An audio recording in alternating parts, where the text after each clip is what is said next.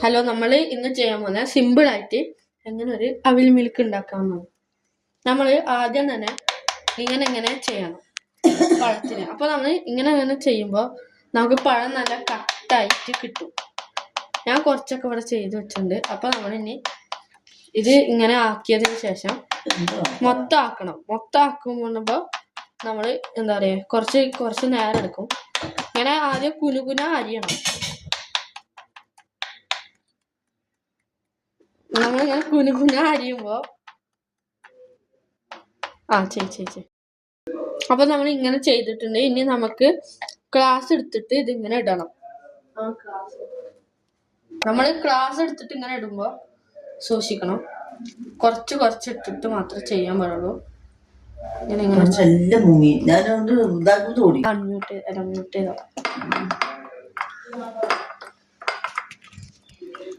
ഇങ്ങനെ ചെയ്തിട്ട് നമ്മള് ഇനി നല്ല പാലുണ്ടാവുമ്പോ പാലെടുക്കണം.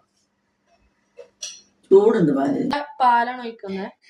പാലിങ്ങനെ ഒഴിച്ചു കഴിഞ്ഞാ പഞ്ചസാര ഇട്ടിട്ടില്ല, പഞ്ചസാര നല്ല തേൻ ഒഴിക്കണം.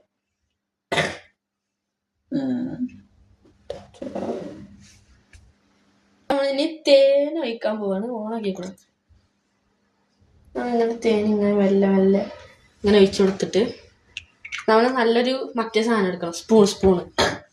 തേൻ ഒഴിച്ചതും ഇതൊക്കെ നല്ലോണം ഇളകണം. ഞാൻ അധിക സാധനങ്ങളൊന്നും ഉപയോഗിക്കുന്നില്ല.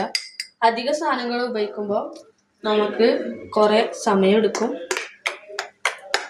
പിന്നെ സിമ്പിളായിട്ട് എല്ലാവർക്കും ഉണ്ടാക്കാനും പാടാവും. അതുകൊണ്ട് നമ്മൾ അധിക സാധനമൊന്നും ഉപയോഗിക്കുന്നില്ല. നമ്മൾ ഇങ്ങനെ സാധനം വെച്ചിട്ട്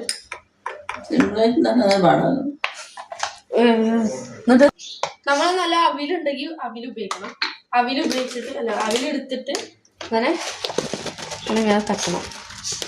നമ്മൾ കുറച്ച് അവിലിട്ടാലും മതി, കുറേ അവിലിട്ടാലും കുഴപ്പമൊന്നുമില്ല. അവിൽ മിൽക്ക് ഉണ്ടാക്കണം.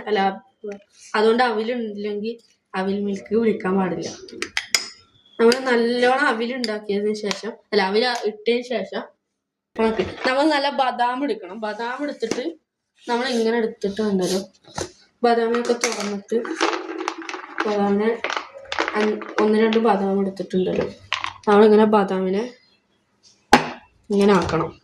കുനുകുന അരിയണ്ട, ഒരു 2-3 കഷ്ണമൊക്കെ അരിയണം. കുനുകുന അരിയണമെന്നുണ്ടെങ്കിൽ അരിഞ്ഞോ, അല്ലേ അരിയണ്ട. നമ്മളൊരു 3-4 കഷ്ണമൊക്കെ ആക്കണം, നല്ലതാണ്. എന്നിട്ട് നമ്മൾ ഇതിലേക്ക് ഇട്ട് കൊടുക്കണം. ഇങ്ങനെ ഇടുമ്പോൾ നമുക്ക് കിട്ടണമെന്ന് വെച്ചാൽ വേണമെങ്കിൽ നമുക്ക് സർബത്ത് ഒഴിച്ചു കൊടുക്കാം. ഇങ്ങനെ അരിയണം.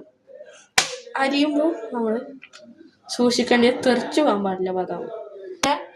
ബദാം എടുത്തിട്ട് ഇതിലേക്ക് ലാസ്റ്റ് എല്ലാതും ഇട്ടിട്ട് നമ്മൾ കുറച്ച് കൂടെ തേൻ ഒഴിക്കണം.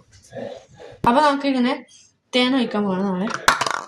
നമ്മളിങ്ങനെ തേൻ ഒഴിക്കുമ്പോൾ സൂക്ഷിക്കേണ്ടത് കുറേ ഒഴിച്ചു കഴിഞ്ഞാൽ നമ്മൾ മധുരം കൂടും.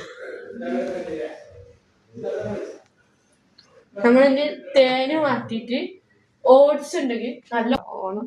നമ്മളടുത്ത് ഓട്സ് ഉണ്ടെങ്കിൽ നമ്മൾ ഓട്സ് എടുത്തിട്ട് കുറച്ചിടണം. നല്ല ഓട്സാണ് നമ്മൾ എല്ലാവരും വാങ്ങണം. ഈ ഓട്സ് നമ്മളിങ്ങനെ ഇതിലേക്ക് കുറച്ചിട്ടെടുത്തിട്ട് പിന്നെ കുറച്ചും കൂടി ഇട്ടെടുത്തിട്ടുണ്ടല്ലോ, അപ്പോൾ നല്ല ടേസ്റ്റ് ഉണ്ടാവും. നമ്മൾ എന്നിട്ട് ബാക്കിയുള്ള പഴമൊക്കെ അതിൻ്റെ മേലൊക്കെ ഇടണം. അപ്പോൾ നമ്മൾ ഈ ഈത്തപ്പഴം എടുത്തിട്ട് നമ്മൾ ഇങ്ങനെ ആക്കിയിട്ടുണ്ടല്ലോ, ഇങ്ങനെ ചെയ്തിട്ട് ഈത്തപ്പഴം വരുന്നില്ല, ഈത്തപ്പഴം ഇങ്ങനെ മുറിക്കണം. എന്നിട്ട് നമ്മൾ ഈത്തപ്പഴത്തിനെ തൊലി ഊരിയിട്ട് നമ്മൾ ഇങ്ങനെ ആക്കിയിട്ട് തൊലി ഊരിയിട്ട് നമ്മൾ ഇടണം. അത് നമ്മൾ ഈ വീഡിയോ കാണിക്കുന്നില്ല. അപ്പോൾ നമുക്ക് ഇനി ഇത്തിരി കൂടെ നല്ല സിമ്പിളായിട്ട് ചെയ്യാം. നമ്മൾ ഇനി നല്ല പവർ വേണം. ഫ്രിഡ്ജിൽ ഇരിക്കുന്ന സാധനങ്ങൾ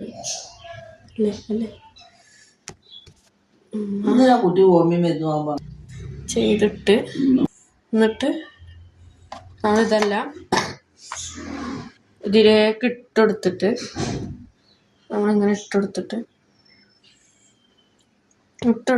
കഴിഞ്ഞാൽ നമുക്ക് നല്ല ഈ സാധനം കിട്ടും, അവിൽ മിൽക്ക് കിട്ടും.